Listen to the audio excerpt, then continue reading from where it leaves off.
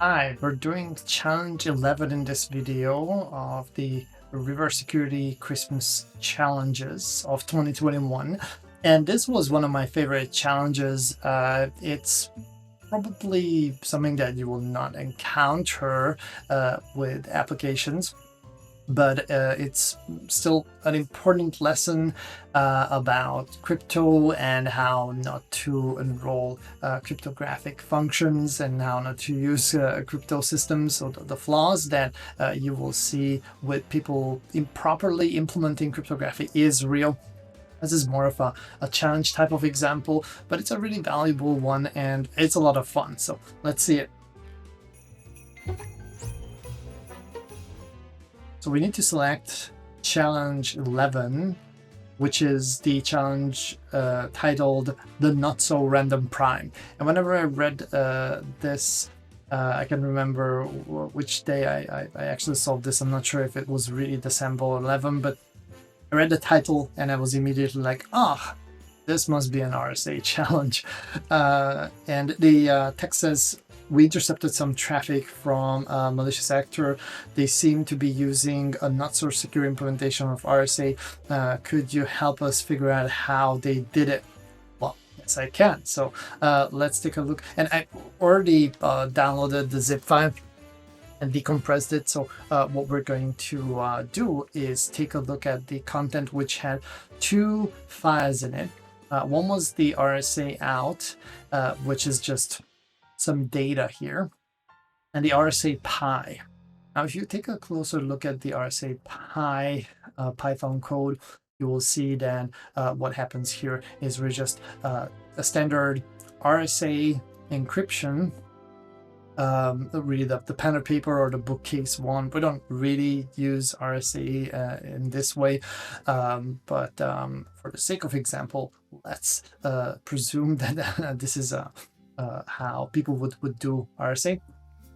And the algorithm is still going to be something that we use. We're just not going to encrypt the actual message, but instead just a random value that is a symmetric key. And we use the symmetric key for encryption. RSA, and this is generally true for asymmetric crypto, is really just something that we use to create a secure channel. This is the same way how PGP does it, or TLS does it. So it's very, very common to see these cryptographic algorithms used, but maybe not in this way. However, whenever you learn about crypto systems, learning the algorithm, not necessarily proving that it's indeed a secure system, but just learning and knowing the algorithm and knowing the typical weaknesses and things that you should avoid is very, very important. Now here in this code, we see the two prime values being selected. P is a random prime, fairly large one. This is already a fairly small key size today, but still we're talking about very large integers. So we have 2 to the power of 1023 and 2 to the power of 1024. It's a large prime. And we have also Q, which is using the next prime function, whatever that is, with the input P times P. And then the rest is standard RSA pen and paper examples. Some of the values are actually the ones that we use in certain implementations of RSA. So we have to multiply these two prime numbers together to get the n number. And this is really the hard part of the RSA crypto system. Factoring from n and getting the two prime numbers that we use is supposed to be a very hard, or more like MP hard problem. But in this case, we saw that the selection is based on some rules. It's not entirely random. You also have to select an e or exponent value. This is a standard value that sometimes you even see in implementation, so it's all good. Then we calculate phi, and then the v parameter. This is all just standard RSA crypto system primitives that we use. And then the RSA construct function is called from the imported libraries, and we using these values from the construct method that it returns, we are going to get the RSA object, and we can use that to do encryption on the flag.txt file. And we need to do some data manipulation because the end result might not be ASCII printable. So as you can see here, we have base64 encoded value. And taking a closer look at it, the N value and the encrypted value is printed out in the script, which is probably the output here. So this is our N value, and this is the encrypted value here. Now, when I started solving this challenge, again, I kind of hit an obstacle and I wasn't able to move forward, even though with some simple Google searches, I managed to find this write-up of an RSA CTF challenge, and it's not exactly the same problem that we see here, but very close to it. So I'm not going to go through into all the details here, but the problem here, like I said, is very similar. We see again this next prime function being used here, which is now p plus 1 in this example case. And this person explains how he solved this challenge. The problem with this next prime function is really, it's in the name, but you can also look up the function from the Python documentation of the library, is going to get a number and returns the closest prime to that number. The problem in the case that we're looking at right now, so this RSA challenge 1, is that the value here that was chosen for Q is very close to P.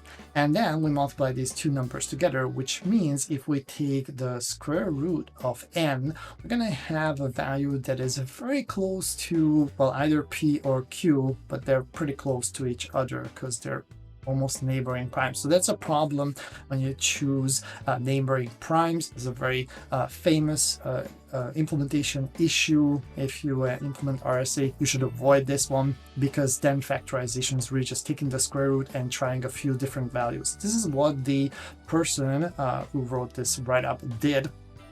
And I was like, neat, this is all I need. So I took the code, this part of it, and kind of replaced it with the values what we had in the challenge. Now, the problem was in this case is that this is not the problem that we're facing here.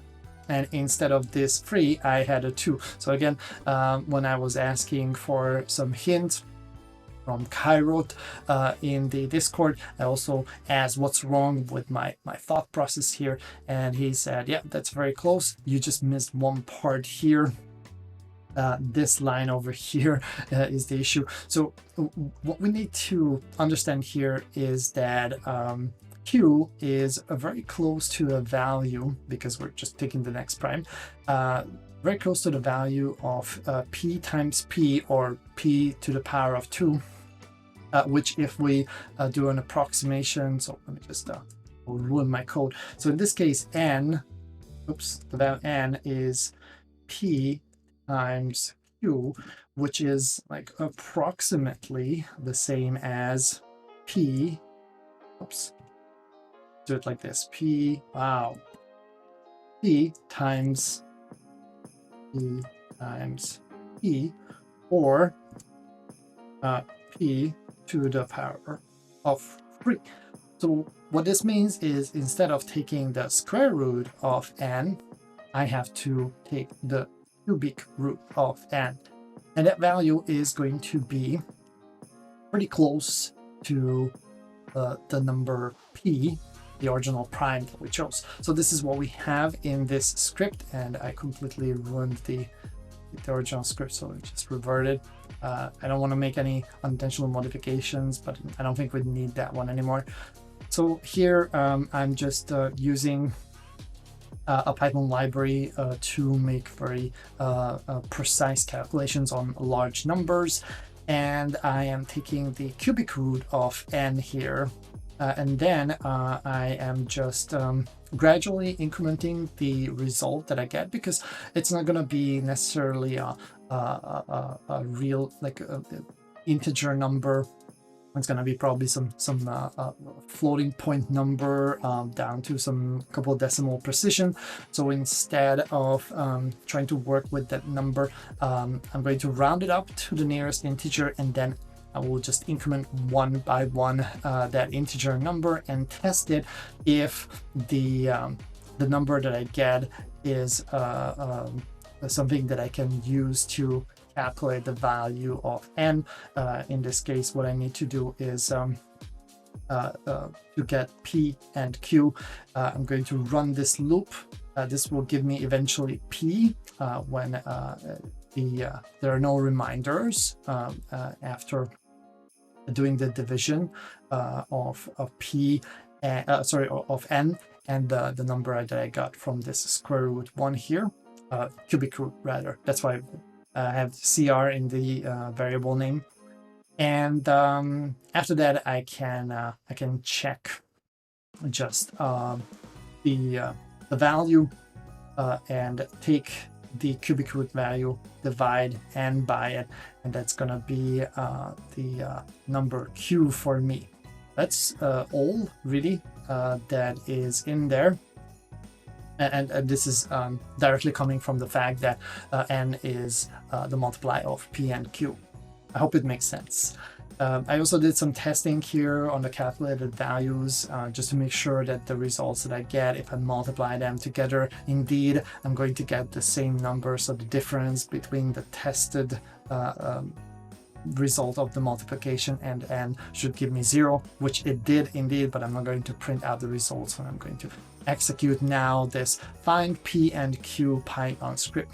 So to sum it up, because this is a bit more complex than just finding a couple of variables and modifying them, what we need to do is take the cubic root of n, and then this will give us a number. We're going to round it up to the nearest integer and then gradually increment this value until when we divide n by this number, we will not get any reminders of the division, and this will tell us that this is the right number.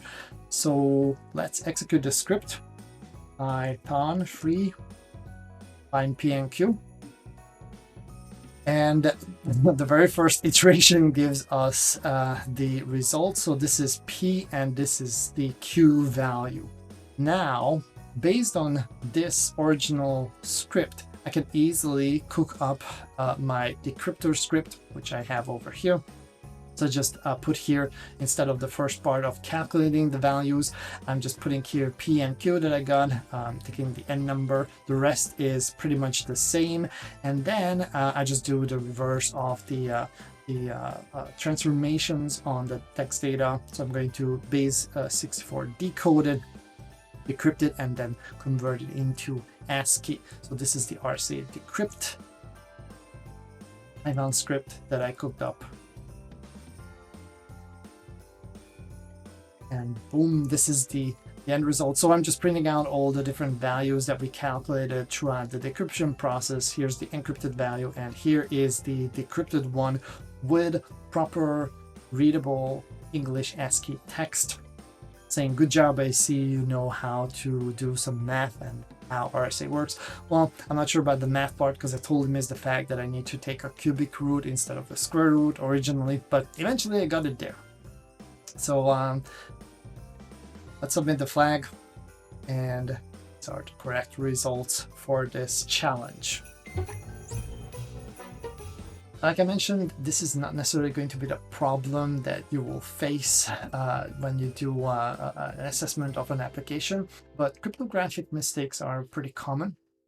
And I've seen various different examples of this, ID values or initialization vectors not being random, nonce values are not being properly random, hard-coded keys are really, really common ones, and taking just shortcuts of implementations or having in-house built crypto is also a pretty common thing, even today.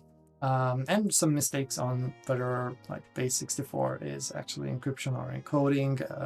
which is not, it's just an encoding, it's not encryption. So it's not something that people should use, but still you see things like double base 64 encoding and such over and over again. So this was a really fun challenge overall, and I really enjoyed it, even though it's probably not something that you immediately be able to use in real life, but the little Python scripting part and just thinking a bit and making sure that you understand the problem is always a good exercise. So this was one of my favorite challenges, and a few more is coming up that is really on the top 5 challenges that I enjoyed most in this CTF challenge. So this was day 11. Next one is day 12.